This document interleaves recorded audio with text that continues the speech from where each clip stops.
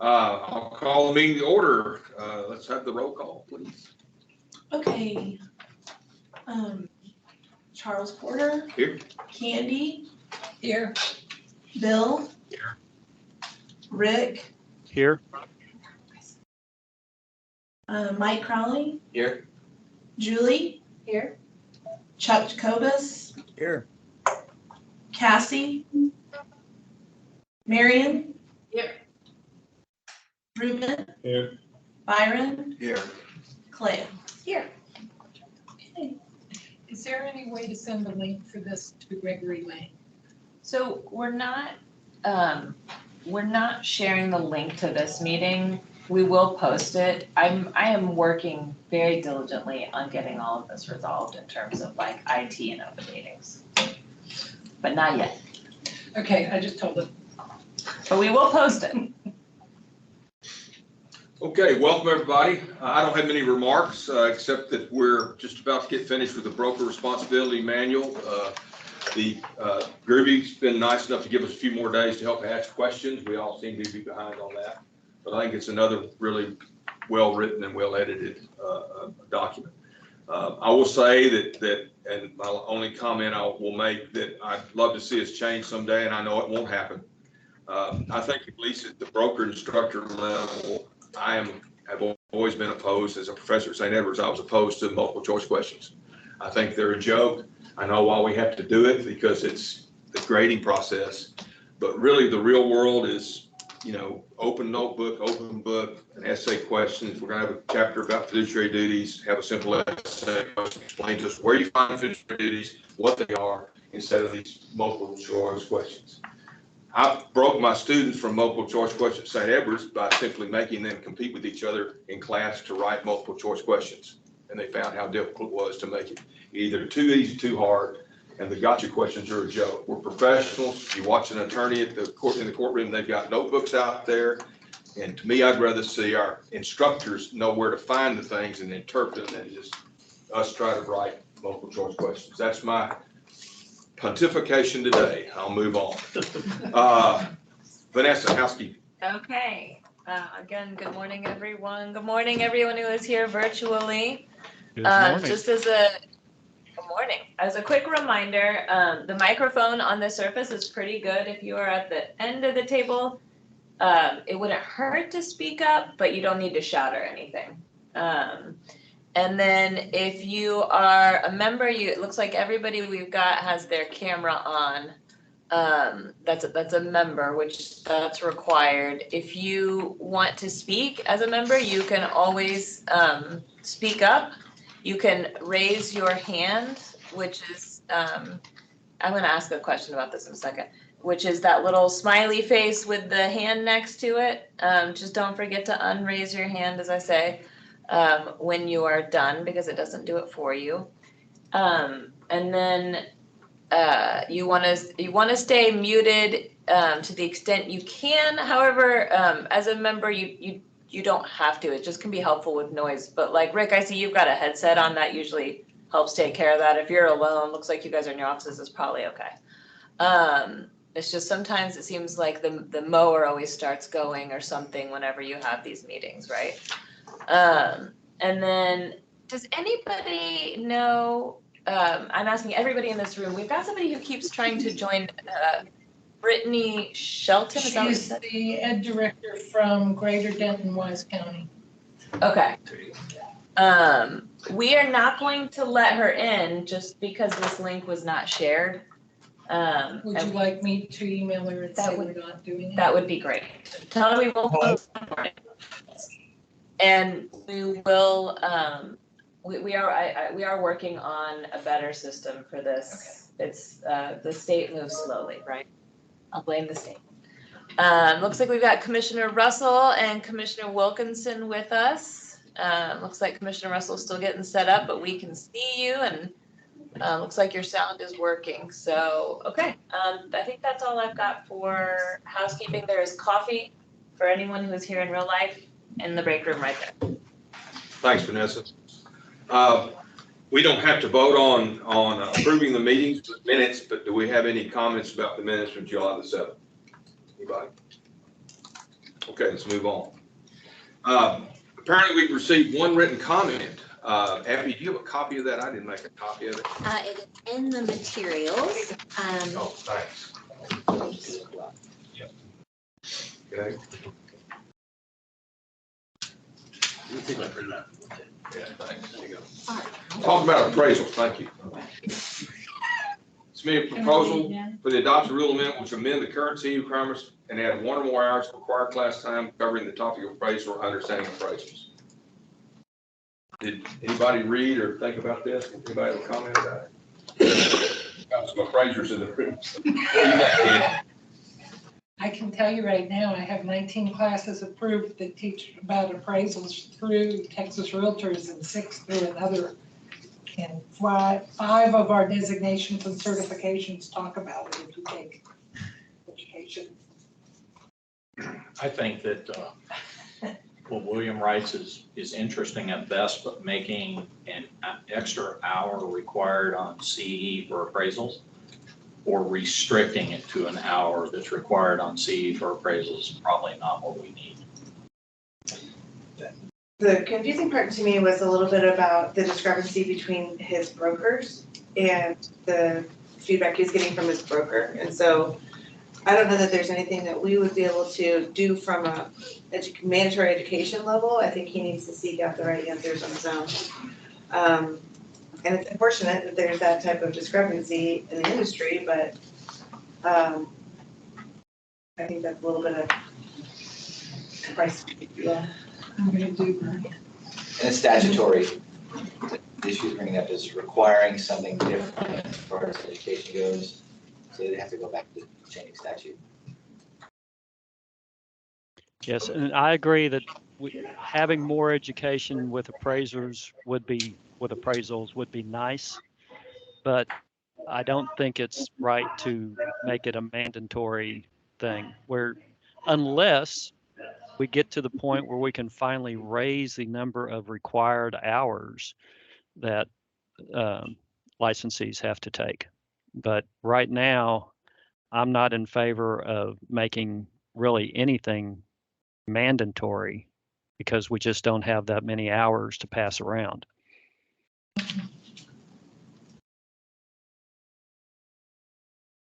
Other comments? Of course, I think for the licensees, they need to understand 535.17, the blurb we've got to put on every time we do a broker's price opinion. That's more important than anything else. Understand how that's generated. I'd love to see it tied to Article 11 of the NR Code of Ethics, which talks about, I think it's standard practice 1, which talks about pretty much some minimum use ideas. I don't have an interest in the property. Here's what I'm doing it for. Here's what I'm doing it, that kind of thing. Because that's the way I think I have a broker's price opinion resource deal from certification in AR that Candy taught us. And I've always added 11 dash that standard practice. Plus, in big bold print, 535.17. Do we need to, is there a consensus? We don't need to carry any further on this comment to another meeting? Yeah, so the comment, we can decide if we want to add it to January's agenda, but if there is an interest, then that would be the. Yes. Just because I'm a nerd, he hasn't taken any live classes since 2015. And none on appraisals or CMAs. There's your answer. It's not for lack of education, it's a lack of attending education that's already available. Good. Do we have any other written comments y'all received? And nobody signed up to speak. Okay. Mike, staff report on education enforcement. Okay. Good morning, everyone. Just to give you some little update, someone you probably don't notice this here, Tim Mayo, she left the agency. She moved over to the architect board to be assistant general counsel over there. So we're excited for her new career. So going forward, one of our staff attorneys, Macy Cotton and Jenny Kim, she's on the call. She'll be handling, they'll be both tag teaming education related complaints. And I'll also be coordinating any other needs that you all need together with the education department, so. So, for agenda item 6, we have, these are the 2 disciplinary actions that we've done since you all last met. This goes through September 20th. First one was a advisory letter, and it dealt with technical issues that a provider had in regards to, that they had knowledge of, that they didn't really remedy timely, that affected some individuals from retaking exams. And then the second one is an agreed order regarding a course that had expired that individuals had already taken. Yes. How many times do we run into that second complaint about it's already expired and it's offered? It's a common issue. How do you find common? Is it It's probably, monthly, of the few agreed times a year? orders that you see, majority are the ones that they're individuals. I've that been seeing have it more and more, and Yeah. it just, interesting? Okay. Thanks, Mike. If you want me to go back and look at the past couple of years to give you some data, no, I more than just, welcome to you bring that gave to me you. the data I needed. Yeah, it is a common theme in regards to our agreed orders, so. Yeah, my memory is we have one of those almost every quarter, at least one, almost every quarter.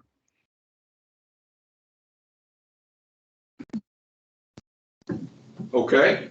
Anything else, Mike? No, sir. All right. Number 7, discussion of possible action regarding changes to the qualifying course outline for property management. We've all talked about it last time. What do you, is Jennifer in here? She's running a little bit late, but she will be here very soon. So you want to put that off till she gets in? Can.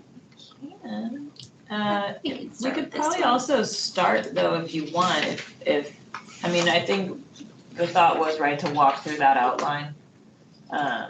It's up to you though, if you would rather take up, although she's covering quite a bit, right?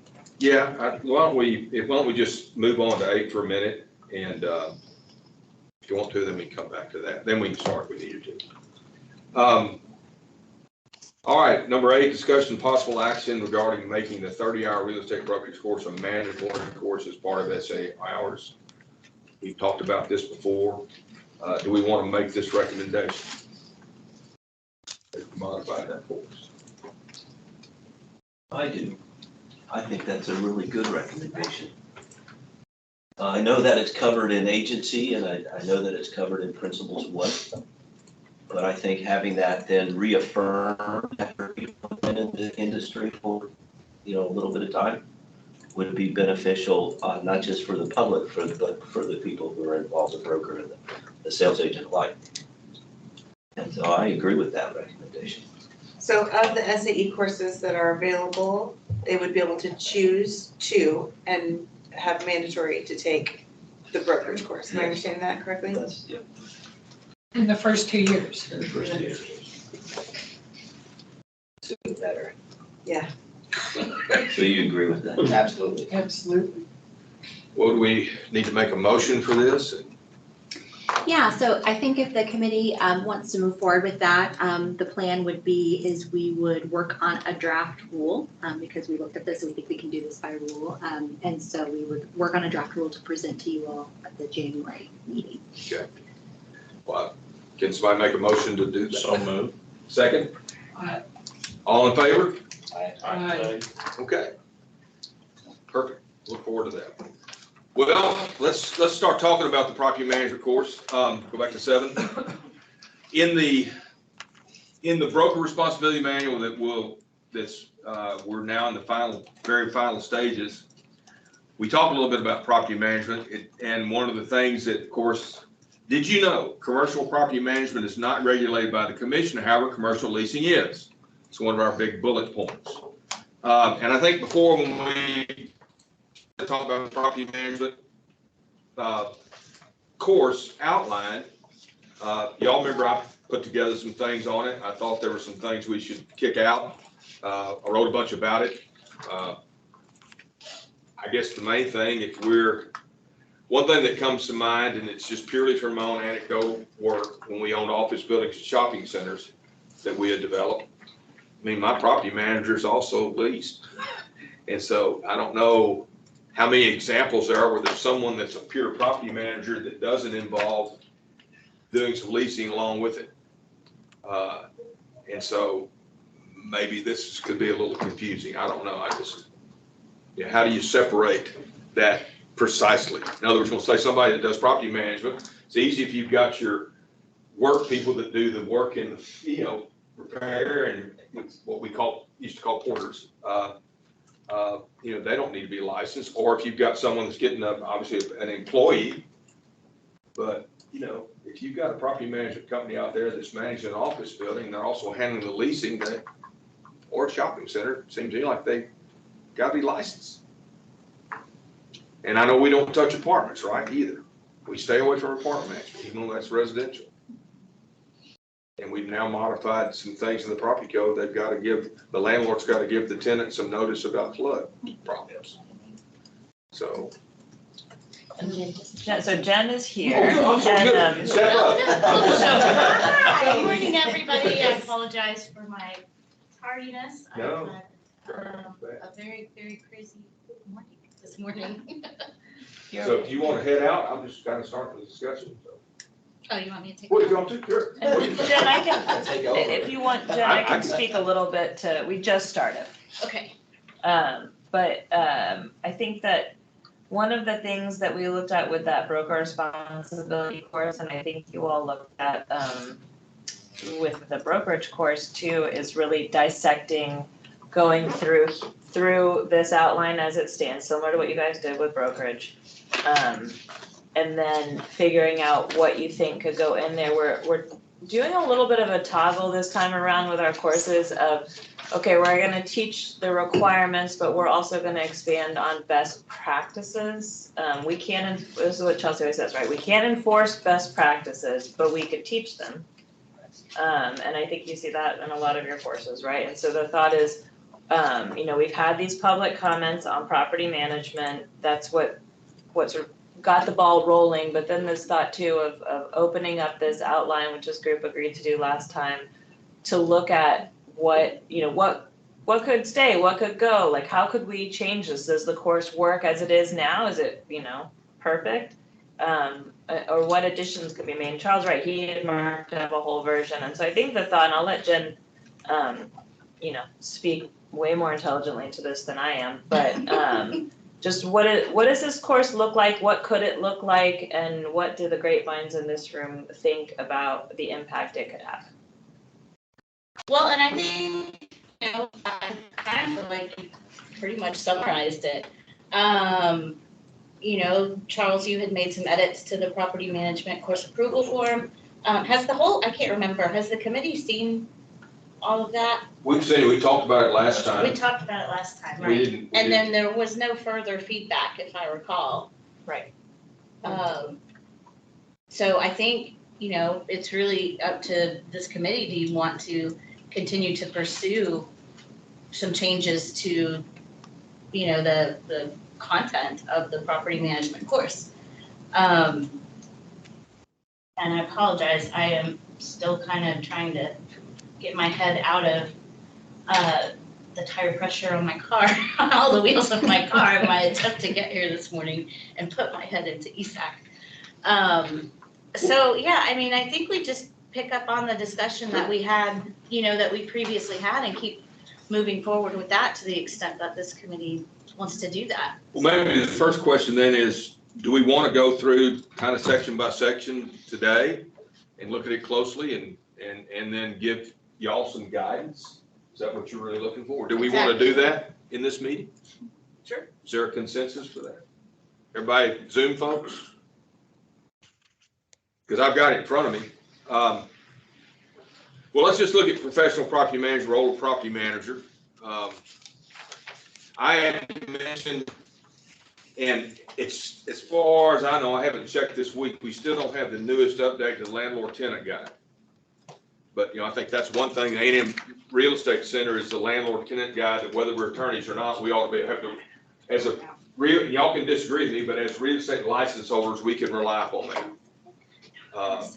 We don't get access to the Texas Apartment Association Red Book, which is expensive, but it's also it's a wonderful book, but you have to be a member and own property and all that. I had added some, professional property management, development property management profession. Okay, that's kind of, I guess that's an introduction. Role of the property manager, that could be 4 hours. I think we break that down. The importance of the property code, the Texas Property Code, Chapter 92, we've made some changes. I don't know about growth of professionalism and property management, 20 minutes for that. I think there are different things we could do. I guess the first question is, would the role of the property manager be a full 120 minutes? And then should we give them some more guidance as what we want in the role? Am I saying that right? I think so. Well, if you flip over, Charles, to federal, state, and local laws, right, when you look at the role of the property manager, 50 minutes, isn't it more of an introduction in that first chapter or module with the drill down in other, like the federal, state? And so if you kept it at a higher view in that first chapter, then you can add stuff to the places where, time, content. In other words, we'll just kind of give them a survey in the beginning. Here's what you're going to see later on. Yeah. Do we need 2 hours to do that? I had taken this back after our last meeting to some of the folks that we use to teach property management, this is what they do every day. The feedback from them was, we could use some more time, and if it were to come from any area, it would be from the commercial side. Absolutely. Because it's 2 separate worlds. And they said that the 150 minutes that we spent on commercial, we could pull it from there and really enhance those other areas. And if need be, there could be a separate class on commercial property management. Great. So and it came down to just timing. All the right areas, all the right subjects are being covered. It's taking from the commercial side and then really strengthening the amount of time we spend on the other topics. Because like you said, that very first one, it's almost like the principle, right? Here's the basics, and we're going to go deeper as we go through. So if we pull, maybe not all 150 minutes, but we still need to talk about how they do have different protections, and you need to know what you're doing. And maybe we just leave it at that. And then we use that time in those other areas. It's a lot of topics in one chapter, commercial property management. Yeah. It is. How many people actually do commercial property management? Well, I mean, if you look at just sheer numbers and percentages of those people in commercial as it compared to residential, the majority of the students that we have for property management are not doing commercial. They're Right. not doing And commercial. so that is sort of the feedback that we get is, I'm not gonna do commercial. So I sat through it, that was great, but that's not why I'm here. So I would agree with what your feedback is, and I could see the instructors feeling that way. So I'm gonna take a different approach, and we do have agents out there in the field doing commercial property management and commercial leasing. And if we do not teach them what to do somewhere, then we're gonna have a problem. Yeah. Because what happens to the protections? I can't tell you how many people that do commercial property management or commercial leasing don't even know that the IABS applies to them. And, that's an industry right wide issue. I'm a little concerned about removing anything on commercial anywhere. Lest they all get this feeling that, hey, I don't need to be licensed to do that whatsoever, and then we have a huge problem. I started in commercial property management, and every class I was recommended was not a basic. Right. It was go beyond that. Are we intending this class to be the role model for being a commercial property manager or leasing? I don't think so. No, I don't think so either, but. I think we need to have a portion of it in there for sure. Yes, I think absolutely. And an overall exposure of both sides for sure. But I do understand your sentiment, and I've heard that as well. So maybe if we were gonna move some things around, we could pull a little bit out of the 150 minutes for commercial, reallocate that into some of other more areas, or areas that need more emphasis. And then, I mean, we offer other commercial classes, property management classes as well, separate apart. Because I agree, you could take this commercial property management section and turn it into a course. About a 20-hour course or 30. I had 3 30-hour classes. Yeah. Yeah. We're talking 10 minutes apiece, and what are we doing in 10 minutes? Yeah. You know, Throwing, yeah. And it's something they're gonna fall back on and say, well, we learned. no,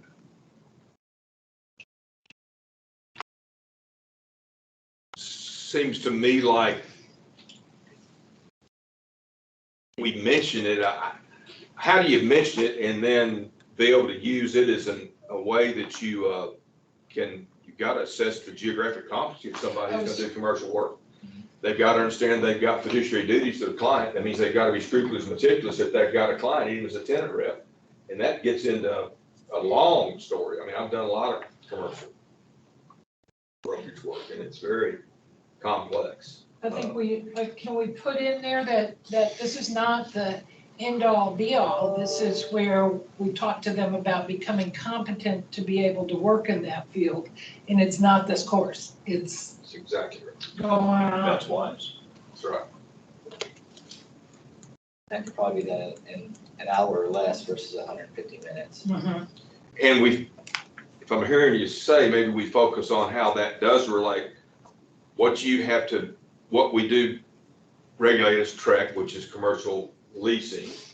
You know, to define the difference between property management and leasing, to make sure they don't overlap. And then tie it back to the occupations code and the rules of real estate commission and say, you know, if you're gonna do this and you're gonna be competent in it, you're gonna have to take Candy's, 3-week course. Whatever. Not mine. Or whomever.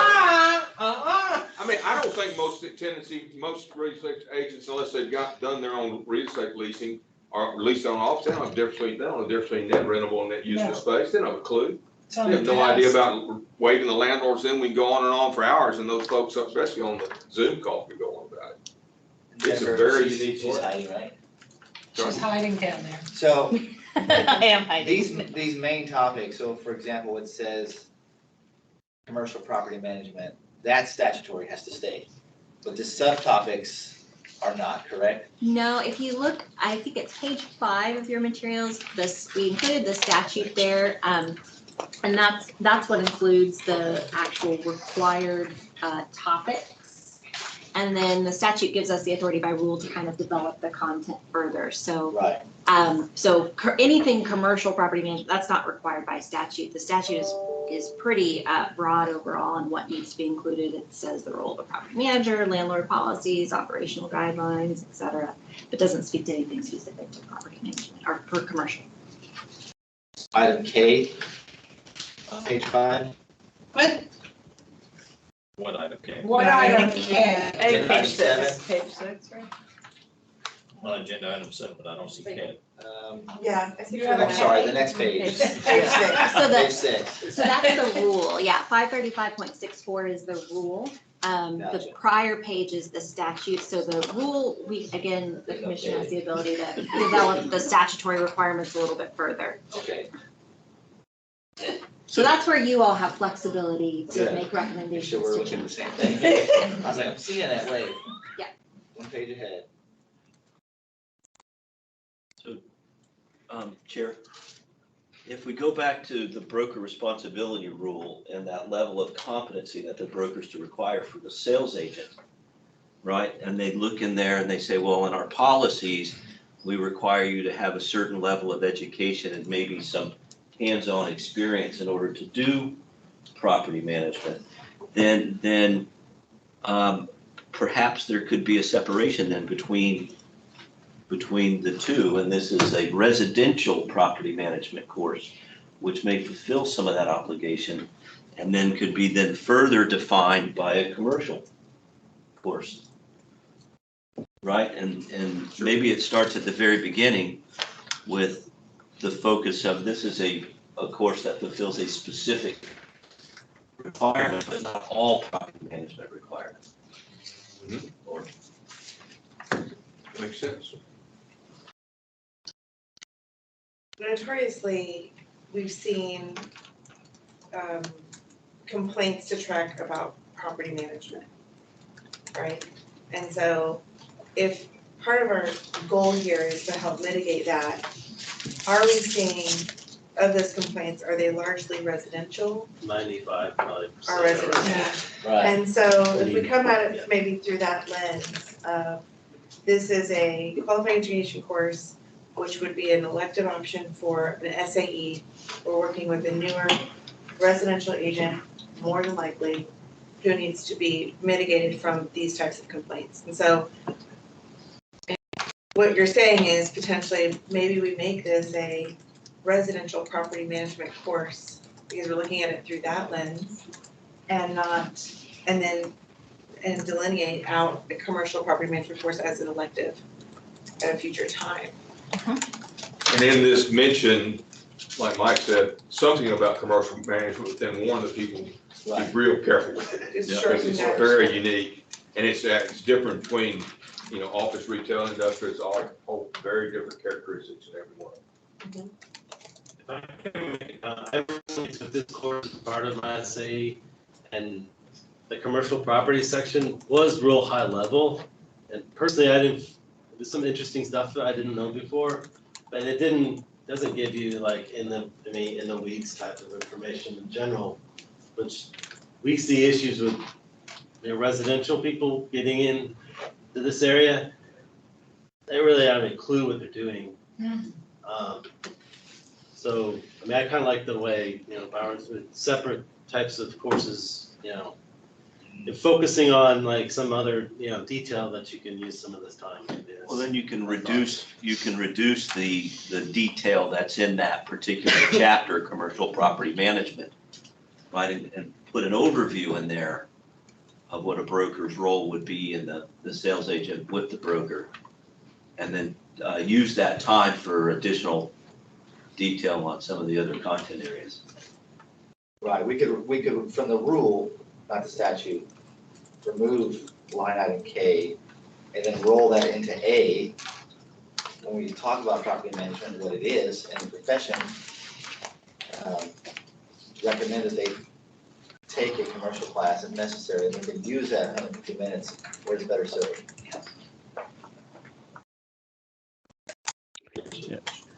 I like renaming the class to be residential property management because that's what it is. And as Charles said before, we don't have any authority over the commercial property management to start out with. I do think there needs to be a little bit in there, probably no more than 30 minutes to distinguish commercial management so people know what the difference is. But this is already a residential property management course, so why not call it what it is? My other comment is I have never understood why the legislature does not think that commercial property managers need to be regulated by TREC.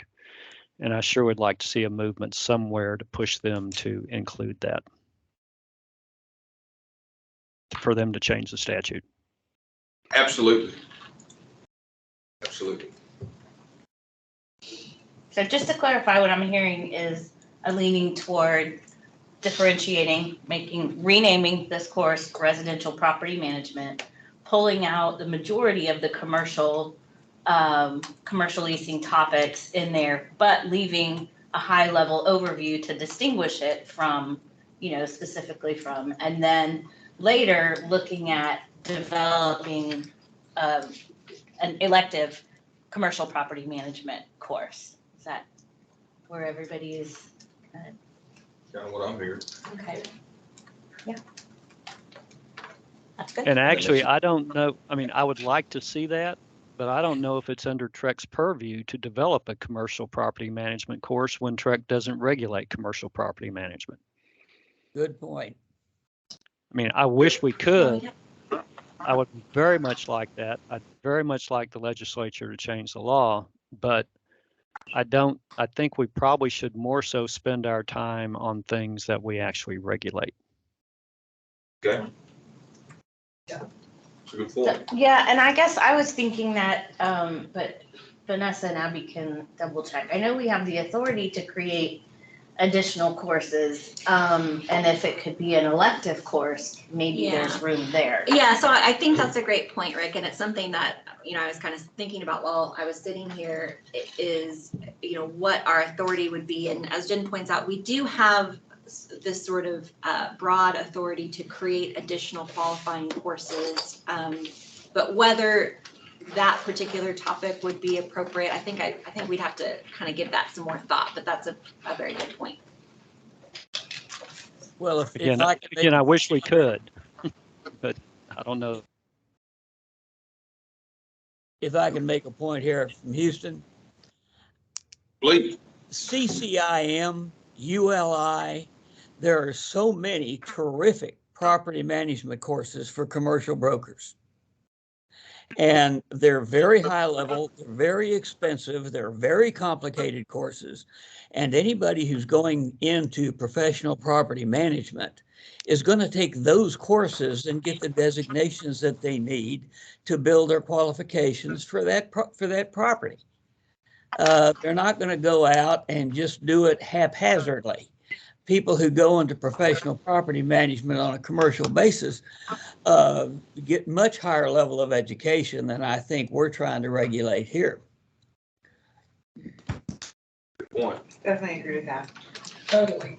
So maybe we just then, of the 150 minutes, just reduce it down to a 20-minute introduction and stay away from it. Is there a way that other complaints that truck receives in property management, we could dissect that a little bit and reallocate those troublesome areas into these other sections, like if there's something that we see recurring from those complaints, then that would help give us some education on where we should be beefing up the content. Where we allocate the extra minutes we pull from commercial. That would be helpful. It's a great idea. Give Mike something to do. I can try. Surely you already have it. We all kind of, I think we all have a consensus about that, right? It makes sense to do that. I go back to saying, I'm pretty sure I'm right. We fund the Texas Real Estate Center. The landlord tenants guide is basically a residential property guide, management guide, right? Mentions commercial. But to me, that's the textbook of all, right? Am I right about that? I mean, I think if I would teach this course, I would definitely have everybody have to have that book. And Rusty told, Rusty Adams that took Judon's place, said they're supposed to come out with it this summer. I don't think it's out yet, but they've updated it since 2019. I don't know, or do we have, can we mention that in this course is to refer people to that guidebook? I think we can. I mean, it's a state. To include as part of. Yeah. Yeah, I don't see why not. It's there, it's already written, and they do a great job at A&M. It's part linked to us to a degree. Mm-hmm. Should we go through everything and tell where we want to put this new section, or do we want to just look through it again and then let Jennifer kind of come up with the ideas? How do you want us to proceed? I really like the idea that was brought up a couple minutes ago by finding out the areas where we have troublesome spots. Good. Right. And then add, it looks like we have 130 extra hours, or minutes, excuse me, not hours. Add those 130 minutes into where the troublesome spots are. So maybe staff can come back with a recommendation. That's what I was thinking, based upon all the comments that you've all made today, and Mike and I can maybe work together and bring a draft back to the committee at the next meeting, and then you guys can, kind of slash and burn and make edits or recommendations based on what we bring back to you. Well, let's talk about apartment management then. Okay. I mean, that's residential, but we don't, do we have the right to, why don't we get involved in apartment management? Is it part of our? our limitation is on-site residential property management. So if it's not on-site, we do regulate it. It's not on site. Well, so it's a little confusing. So what the statute provides, it's sort of interesting because we really are in a pretty narrow world in property management activities. And that is collection or acceptance of rent. And then it goes on in that section to say from a single family residential property unit. And that is what is defined a little bit further in our rules. So that may be what you're referring to. There is another exception for on-site apartment managers, essentially, where they don't have to be licensed, period. Yeah. But yeah, that acceptance and collection of rent from a single-family residential unit, that's really what we have the authority to regulate in terms of property management, which sometimes that's hard to distinguish from leasing, which we do have the authority for that. But just that really narrow area for true property management is limited to that acceptance and collection of rent. So help me think this through. If we say there's a mid-rise in Houston, Texas, and the developer doesn't operate the management, they hire a management company, which a lot of people do.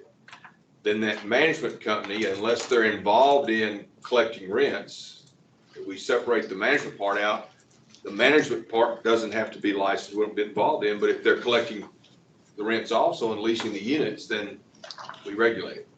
Yeah, so things like, and this is where it gets a little complicated, so I'll look at Mike, but, if it's like a straight repair or something, that's not really activity we regulate. But if it does involve collection and acceptance of rent from a single family residence. From a single family So residence, multifamily. not multifamily. And then So condos, that's single family. Yeah, so I just pulled up the rule that defines it, and that includes a single-family home or a unit in a condo, cooperative row home, or townhome, but it does not include a duplex, triplex, or fourplex unless the units are owned as a condo, cooperative row home, or townhome. And what rule is that? That is 535.4I.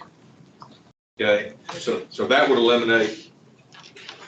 Essentially, when we look at apartment management, most of these companies, they'll have someone on site. It doesn't have, it's basically an office, they don't have to live there. And they'll do the leases and perhaps some marketing from that source. So they're technically exempt. Because the other management side of it, they're just hiring the people and maybe doing some other logistic stuff. So that's why most of it's exempt under the act. Okay. So could you clarify, excuse me, Mike? So if that is the scenario, if they collect rent, they still are exempt? Yes. Okay. The rent never matters. Doesn't matter. The management, the one that's off-site, they can handle all the cash. And that just doesn't fall in our purview either. It's really what we're looking at is the advertising and the actual signing of the lease document. When it comes to apartment stuff, or we may have some sort of jurisdiction over it, but in many cases we see where they hire on-site manager to handle those. And then it's done. Okay, thanks. So if we could come up and, looking at that one section of commercial real estate and what it is that actually needs to be covered in there, then we could, in my mind, determine how much time that would take to do that instead of just saying, well, if we spend 30 minutes on that, well, what if it's 40 based on what the information that needs to come across? And then we can determine how much time is left over from there. And so is there a specific thing, Jennifer, that you want to see in that particular commercial chapter? Well, I think what I've heard from you all is just an explanation, defining the distinction between commercial real estate and residential, commercial leasing and residential leasing. So I think, a clear understanding of the rule language and kind of going over what are these different property types that are listed in the rule, just to drive home that clarification of what you can and can't, what is or is not considered. So teachers. That would be the key, I think. How long would that take you to do? I'm gonna tell you what I wrote down. What is commercial? I wrote it right over that section, and then what property types. And I think we define, and apartments are a nightmare, okay? Apartments are a quasi-commercial, residential and everything. I don't wanna get into it too much, I just wanna put a warning. Right. It's kind of, what is commercial? Here it is. This is not. Here's where you're crossing the line. Right, and what do you think? How many commercial versus residential property managers are there? I think there's a minuscule amount of commercial. Okay, there's 170, last time I checked, 172,000 license holders in TREC, agents and brokers. How many of those actually do commercial? Yeah, I mean, CT car is maybe up to 700. Yeah, yeah. And we host the CCIM classes, and so, yeah, I think that we're on the right track with regards to, parsing this out. Let's let staff come back with Yeah. a recommendation, defining the barriers of what we do wanna talk about with commercial. And then we can decide, okay, of the other areas that are troublesome, where would they fall within this rule? 53564 and plug in those areas at our next meeting. Sure. So we'll wait for that list of where the real problems are and go from there. Yeah. And one thing I'll say, then I think we'll move on and finish up, but under management operations, I'd sure even get down to the point where if we're gonna teach them about, how to keep a lease file and what rent rolls look like, things like that. People don't even know how important the lease file is, and I know we don't do estoppel letters in residential, but, once you buy that duplex or that single-family home, you're stuck with what that tenant's gonna come and tell you the next day, well, this guy promised me this, this, this, and this. We do estoppels now. Are you doing? Great. Yeah. Because when the property sells, we've got to get that. Mr. Chair, Yes. before you move on, I'm sitting here listening, and you made a comment earlier about that the commercial agents are not regulated by the legislature. I think that's what you said. Rick said. Who said it? Rick. No, it's Okay. commercial management. The commercial leasing is regulated by TREC. Commercial management is not. Okay. Thank you.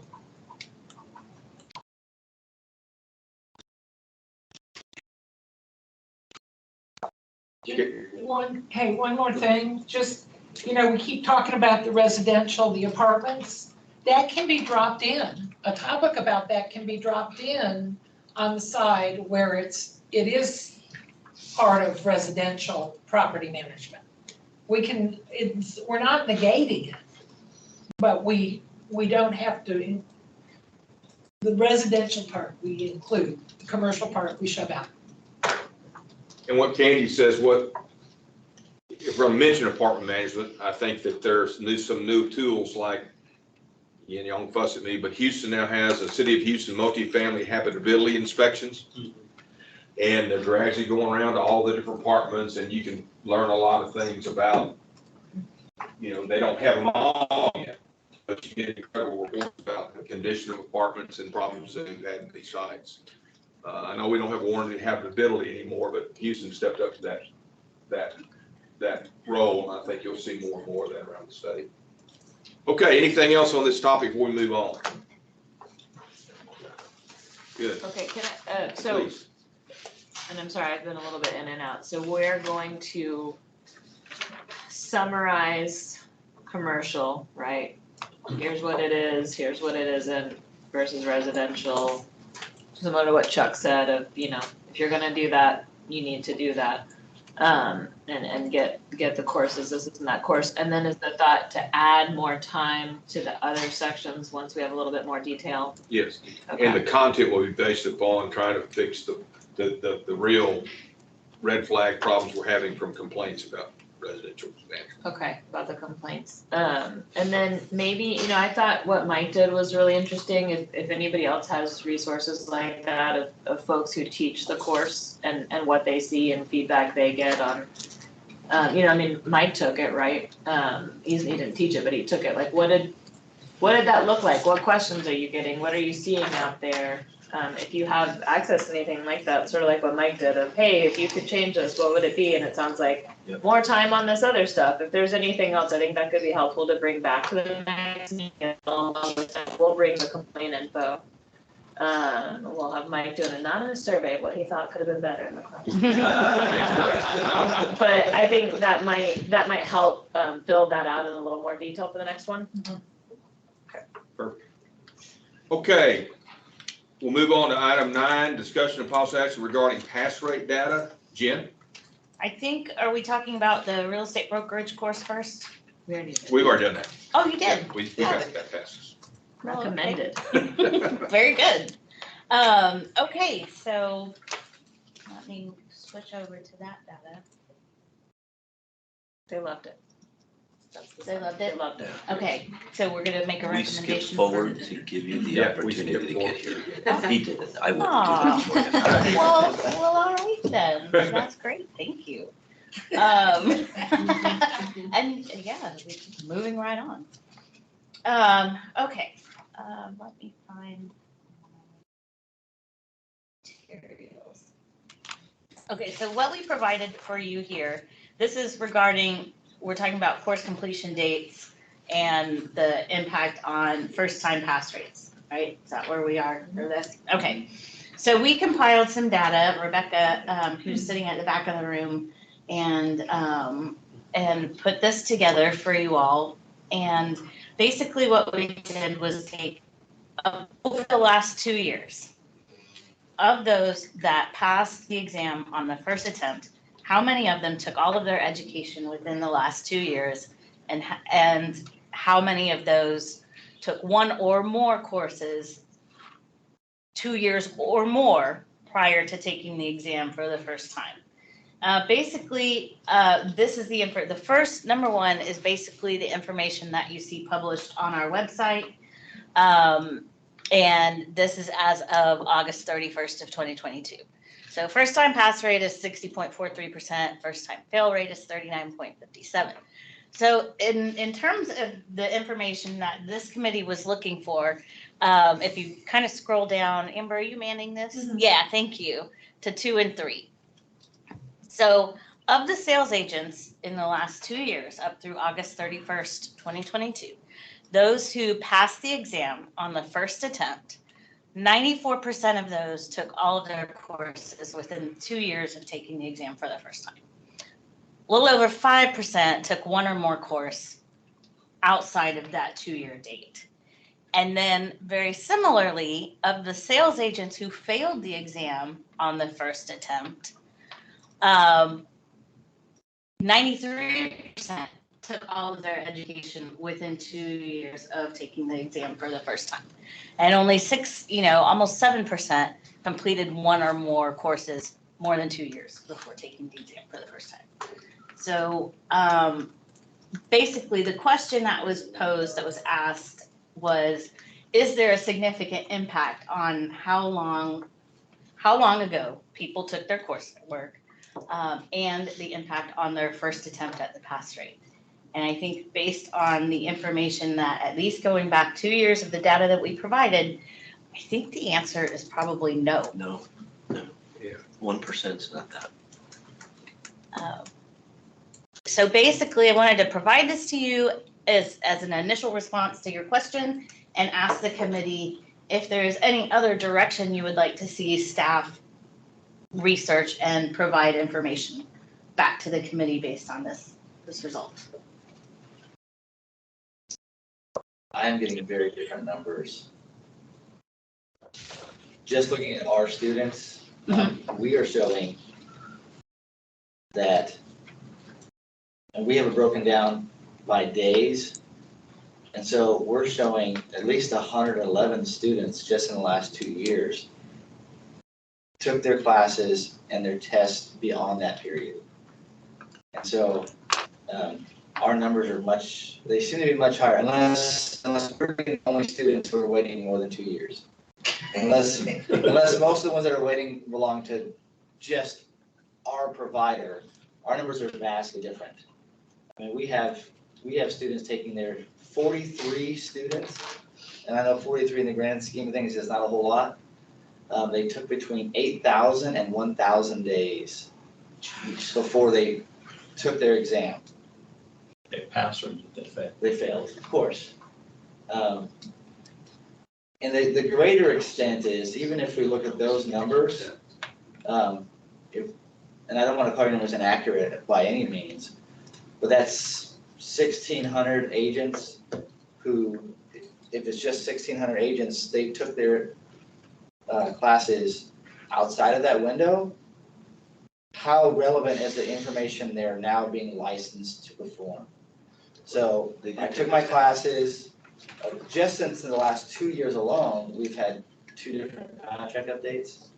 Oh, I think we've had more than Maybe that. 3. I think we're at 3 right now. And so I would still like to stress the issue on having an expiration on the certificates, and having it at 2 years.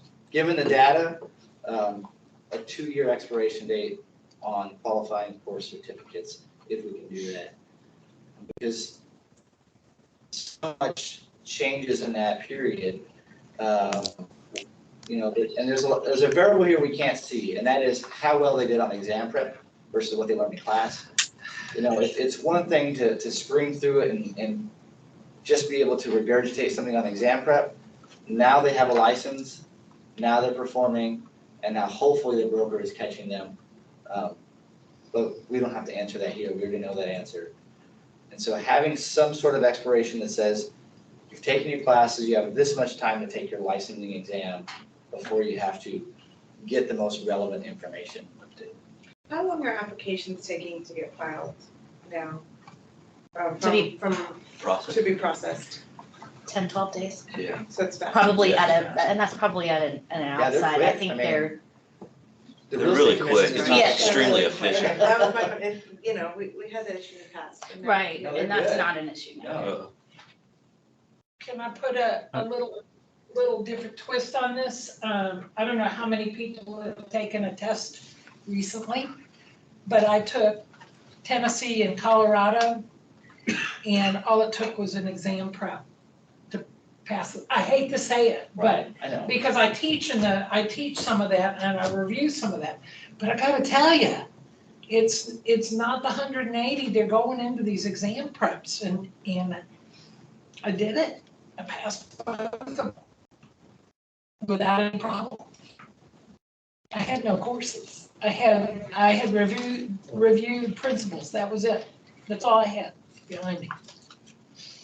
So I think we need to recognize that, maybe get that education, put an expiration on it, because at least maybe they'll remember something out of it. Maybe. And you chose 2 years because of the quick changes to Right. documentations. That's our legislative cycle, right, every Yeah. 2 years. Yeah. And it's not so cumbersome on the person paying for the classes, right? We have to be cognizant of the governor, his memo on barriers to entry. Anything less than that, I think we're be asking too much at this point. Of course, I'd love to see it in a year, but I think 2 years is reasonable, Of course, they're approved for 2 years also. and courses are also No. approved, Four. well, 4. Four years. But I was going. you're thinking 2 years. CE. 2 is CE, yeah. But 4, 2 CE, 4 on SAE. So what I was thinking 4, because 4 comes up in the rules a lot about management of files, retaining of files, and not with the idea that you were looking at the change of the content of the law. But we 4 do, over 2. we had someone just last week, he came into the office, he was like, oh, I need my certificates. I took my classes in 2008, I'm ready to get my license. And that's an easy one for us at that point, well, we would love to get you more certificates, sign up for classes. because we don't keep our records after that. But if they have them, and a lot of them keep them, they have the certificates in a folder somewhere or in their email because they're digital now. 8 years from now, certificates from today are still good. It's still valid. But the knowledge isn't. And if we're trying, if the whole goal is to work in the best interest of the public, then allowing someone to test and license with information that incredibly outdated, I think we're missing the mark. So we break this down into 2 questions. First of all, do we want an expiration date? Then we'll talk about how long it should be. Is the consensus we want some kind of expiration date of some time period? I have a concern. I think it might be, but I want to respond to Jennifer's question first about more data. Good. Jennifer, do you think that, or can you pull out the data for education that's more than 2 years old to distinguish that between the university courses or university degree versus real estate schools as to the 2 years? Everything that we presented here in this data is specific to real estate school. We've excluded any university coursework. You did? from Okay. this. Got it. Okay. So you. Yeah. Okay, perfect. That's- Thank you. Thank you for bringing that up. Actually, that's a good point. I have a concern. I understand the argument on putting a 2-year expiration on courses, but how practical is that to the people that are in the field? And the reality of the matter is, we license a person today that took their courses 2 years ago. They don't have to take any additional education for another 2 years. So if we were gonna put a time frame on an expiration, 2 years seems pretty restrictive. 4 years maybe, but 2 years seems very restrictive since we're gonna license someone and put them in the field and leave that to the broker to take care of that until they have 2 years experience to take 98 other hours. Then it could be a 6-year gap between the time they finish and the time they have to finish their SAE. Could be, but when someone's taking a course and they want to get into real estate, there's not a requirement that they finish all the courses. They could take the course today and they're working on trying to figure out, okay, how am I going to turn my life into a real estate agent, a real estate licensee? It's not a perfect world for these folks out there. They don't instantaneously just decide, hey, I'm stopping today and I'm going full time. That's not what happens. Yeah, and I'm probably one of the ones that is biggest advocate for more education, but I think 2 years is a little bit short. I agree that 4 years would be much more reasonable if we're going to put a time limit on it. And that's the question. Should we put any time limit on it? What's the thought on that before we start going into the number of years? Anybody? Yes, no, maybe? Chuck has his hand up. Yes, Jeff. Yeah, the statistics we have just been provided by staff shows that there's no discernible difference, does it? Isn't that what our statistics show? Why would we Correct. buck that? I mean, those are the statistics, frankly, that I would rely on, saying that, we don't see a discernible difference in 2 years. So why are we passing a reg for it? It violates our own statistics. Is there a difference between 2 and 4 years? We can bring that back to you. I would like to see that as well, Yeah. because 2020, everybody was sitting at home, taking classes, passing tests. Could that have skewed numbers from further back where we were really getting people that took them and waited forever and then, I'd like to see those further back too. That's an interesting point, right? Because people during COVID didn't have, maybe they just all went online and maybe there is an impact. We can certainly bring back a 4-year statistic for you if that would be helpful. I do think it's important to consider that, any recommendation will still, like Vanessa and Abby, I'm sure, about to say, it's still going to go to the Office of Regulatory Compliance and And to have a statistic that doesn't support a change might be a challenge. So, Well, Chuck's made a good point, so maybe we will put that on for the next meeting. sure. Well, I'll bring that up in a minute, and maybe we won't make a decision right now today. So All we'll right. just, staff will Get bring more back stats. additional information. And Mike, if you wanna work offline together Yeah, and kind of compare, I'd like to see how those numbers, because when I'm showing 111 out of 345, we're beyond 365 days, that's a huge difference. Unless, like I said, we just have this slower folks. I mean, and it's possible, I wouldn't put it past. Wait, I come from that same. I could teach them. Okay, that's a good point, so we'll mention that when we go into what we're gonna talk about for the next meeting. okay, Okay, thank you very much, good discussion. Provider, Vanessa, do you have anything on 10? I sure do. Good, perfect. Pull up mine. Okay, this is the update regarding the provider pass rate data. So if, you'll recall, this kind of came up towards the end, I think, Mike, you brought it up, that, so by statute, TREC is required to, collect, analyze, and post the, pass rate data, right? And so there had been some question as to how TREC is doing those calculations. And whether it's truly accurate, and there's a little bit of a back and forth on that. And what I wanted to provide the update on is that, so internally, we are looking at that. We're looking at our process for calculating the majority, right? What does it mean to have taken the majority of classes with a provider?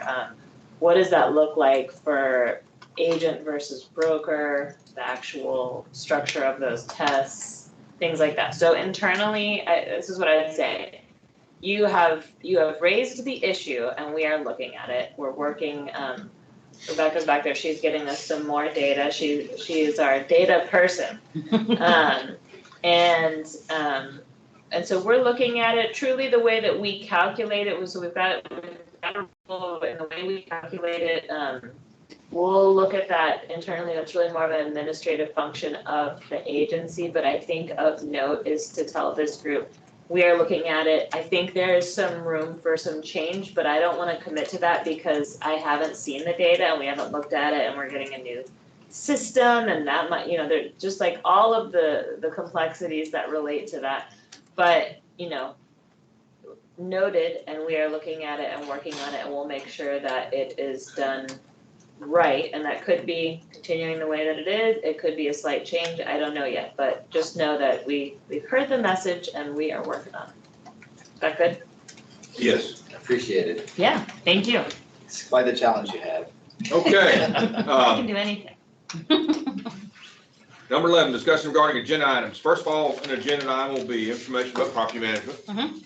Second will be the stats we just talked about. What other things do anybody have for next time? Anything we can think of other than the typical thing? Yes, Can I go back to stats for a minute? sure. Is it possible to do 3 to 4 years and then another search of 5 to 6 or something like that and go more so Sorry. it's pretty, longitudinal? yeah, if I, Your data. Rebecca, you're free to comment. I was just Yeah. gonna say that, it took quite a bit I'm sure. in it order for us to pull and clean and, get this data. So I feel, looking at Rebecca, like, we could probably produce at least one more set of data. Would it overly complicate, like, would it take much longer if we tried to work on 2 sets of data? No, we can do that by January. Okay, But so the issue is you'd like a 3 to 4 year timeframe and a 5 to 6 year timeframe? I would think. Is that just me? Does that make is sense? it, but is Yeah, it that more makes sense. problematic to have a 3 to 4 and a 5 to 6? Would it be easier to do a 4 and a 6? We Or can does cut it, it off however you want. I just need Okay. to know what you all would like and try and. I think Okay. 2-year increments would make the most sense. Say it again? 4 to 6. Yeah, mine. 2 years. Well, I think it would depend on, if, as providers are keeping the records only for 4 years, are you keeping it beyond that? You don't have to answer that. Oh, But if well- it's, I'd say if you have only up to 4 years, than by year.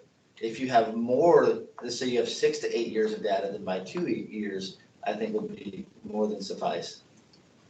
Well, we have data going back to, I mean, I don't know what we can count on Right. pre-2010, because that's when we had our last Major change. major, yeah, data conversion and system change. I think 2 would be But, great.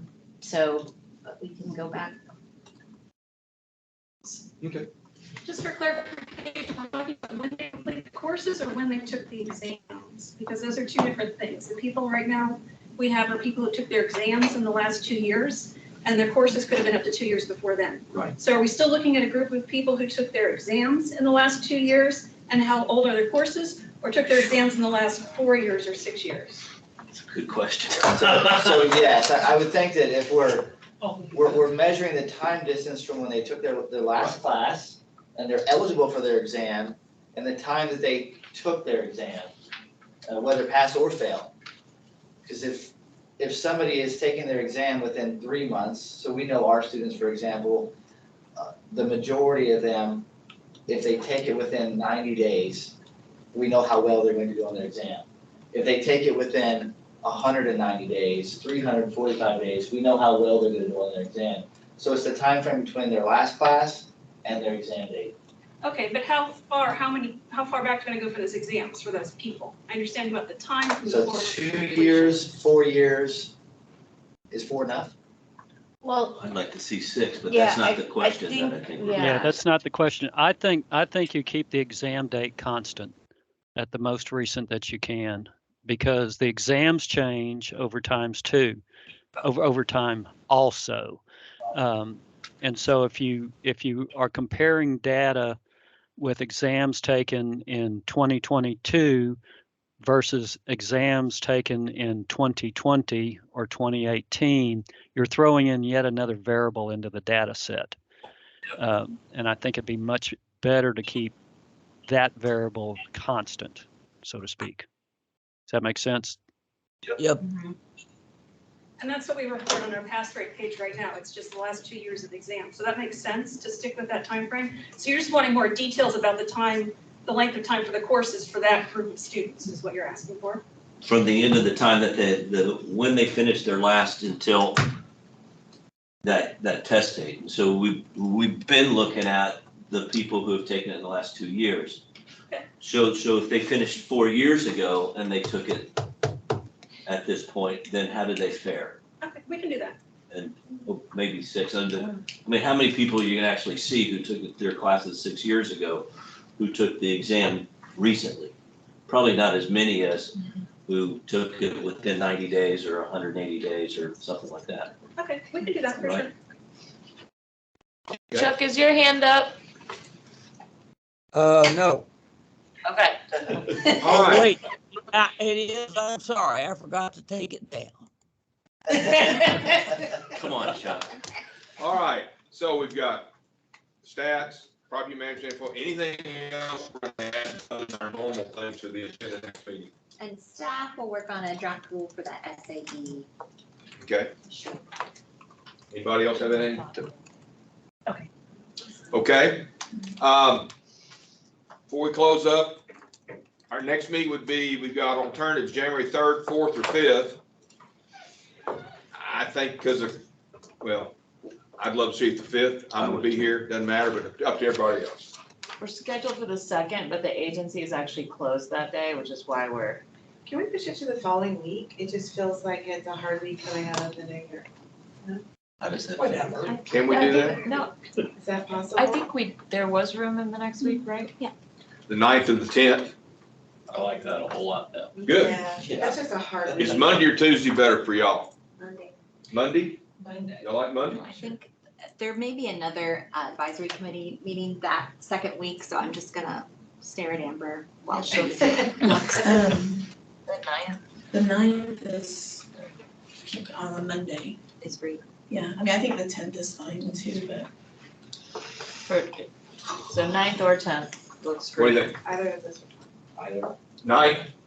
Everybody want the 9th? Okay, Monday the 9th. Fine.